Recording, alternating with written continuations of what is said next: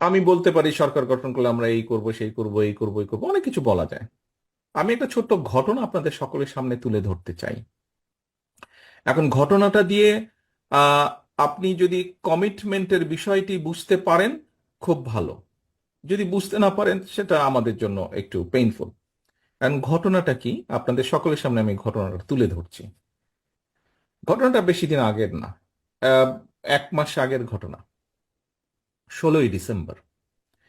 16ই ডিসেম্বরে আপনারা দেখেছেন সবার আগে বাংলাদেশ নামে একটি কনসার্ট হয়েছে ঢাকায়। নিশ্চয়ই আপনারা অনলাইনে দেখেছেন, অথবা ফিজিক্যালিও কেউ কেউ দেখেছেন, হয়তো টিভিতেও দেখেছেন। এই সবার আগে বাংলাদেশ কনসার্টটা কেন বা কিভাবে হয়েছিল? দেখুন, আহ স্বৈরাচার, এই যে পলাতক যে স্বৈরাচার পালিয়ে যে গিয়েছে, আমরা গত 15 বছরে দেখলাম যে কিছু হলেই ওদের এই পার্শ্ববর্তী দেশ থেকে শিল্পী আসে। আমাদের শিল্পীদের কোনো খবর টবর নাই। কিছু হলেই, সেটা সরকারি অনুষ্ঠান হোক, বেসরকারি হোক, ব্যক্তিগত হোক, কিছু হলেই দেখি এই সব ওই দেশি শিল্পীরা আসে, গান করে, কি করে না করে। আর তারপরে তো দেখলাম এই যে যেই দলটি ভেঙে গেল, এদের এমপি মন্ত্রী, তথাকথিত এমপি মন্ত্রী যারা ছিল, একদম মাটিতে গেড়ে বসে দেখি দেখছে। খুবই ইনসাল্টিং ব্যাপার ছিল, নিজেকে খুব ছোট মনে হতো যে এটা কি করছে এরা। আচ্ছা, তারপরে এরা পালিয়ে গেল। 5 তারিখে পরিবর্তিত অবস্থা হলো। মানে 15 বছর দেখেছি শুধু ইন্ডিয়ান শিল্পী আসে, ইন্ডিয়ান শিল্পী আসছে, আশ্চর্য ব্যাপার। দেশি তারপর শিল্পীদের খবরই পাই না। আচ্ছা, এই 5 তারিখের পরিবর্তন হলো। 5 তারিখের পরিবর্তনের পরে হঠাৎ করে দেখলাম, এতদিন দেখলাম দিল্লি থেকে আসতো, এখন দেখি ইসলামাবাদ থেকে আসা শুরু করলো। এ পাকিস্তানি শিল্পী আসে, এ এসে এই কনসার্ট করে, ও এসে এই কনসার্ট করে। তো একদিন সকালে আহ, ও, নাস্তা খাওয়ার টেবিলে আমি যখন নিউজগুলো দেখছি, হঠাৎ দেখি যে এক পাকিস্তানি শিল্পী আসবে। কেন পাকিস্তানি শিল্পী আসবে?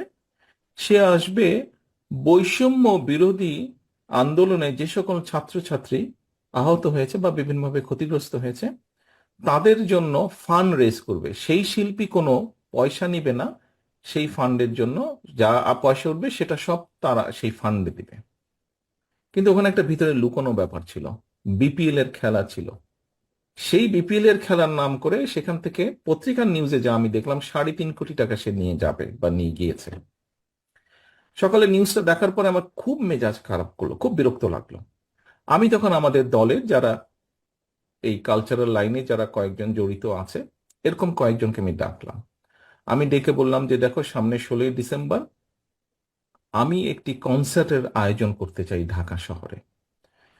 তো কিন্তু ওই কনসার্টের বৈশিষ্ট্য হতে হবে সব বাংলাদেশি শিল্পী থাকবে, এবং শুধু বাংলাদেশি শিল্পী। নর্মালি কনসার্ট বলতে আমরা বুঝি যে সাধারণত ব্যান্ড সঙ্গীত যারা হয় তাদেরটাই, তাদের অনুষ্ঠানকে আমরা কনসার্ট বলি। আমি বললাম যে না, এখানে শুধু ব্যান্ড সঙ্গীত থাকবে না, আমাদের বিভিন্ন ধরনের বাউল থাকবে, আমাদের পল্লীগীতি থাকবে, আমাদের আধুনিক গান থাকবে। অর্থাৎ আমাদের দেশে কম বেশি যারা শিল্পী, বিভিন্ন ধরনের, সব ধরনের শিল্পী থাকবে। বিকাল থেকে অনুষ্ঠান শুরু হবে। কোথায় করবে, কোথায় করবে আলোচনা করে তখন আমিই বললাম যে কেন আমরা মানিক মিয়ার সামনে করলে সমস্যা কি হয়? আমাদের তো বিজয় দিবস। তো মানিক মিয়ার সামনে যদি বড় রাস্তাটা করি, মানুষজন আসবে, ও গান শুনবে ওই দিন, এবং এটার সাথে একটা সামঞ্জস্যপূর্ণ থাকবে। আলহামদুলিল্লাহ, আমরা অনুষ্ঠানটি আয়োজন করেছিলাম, এবং আলহামদুলিল্লাহ এখন পর্যন্ত কনসার্ট বলতে যা বোঝায়, বাংলাদেশের সবচেয়ে বৃহৎ কনসার্ট হয়েছে এটা। সবচেয়ে বৃহৎ কনসার্ট অনুষ্ঠান করতে পেরেছি আমরা। এবং আমাদের সবচেয়ে বড় সার্থকতা, বাংলাদেশি বাংলাদেশি এবং বাংলাদেশের প্রায় বলা যায় নাম করা যত শিল্পী আছেন, সবাই সেদিন ওখানে পারফর্ম করেছিলেন। তো এই ঘটনাটা আপনাদের সকলের সামনে আমি এই জন্য তুলে ধরলাম।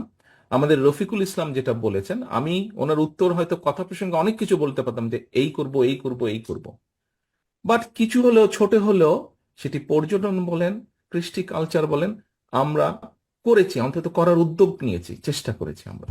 আপনার দল চেষ্টা করেছে, আপনার দল উদ্যোগ নিয়েছে দেশের কৃষ্টি কালচারকে তুলে ধরার জন্য। আপনি রফিকুল ইসলাম সন্তুষ্ট হয়েছেন উত্তরে? ধন্যবাদ দাদা। ধন্যবাদ, বসেন। আসসালামু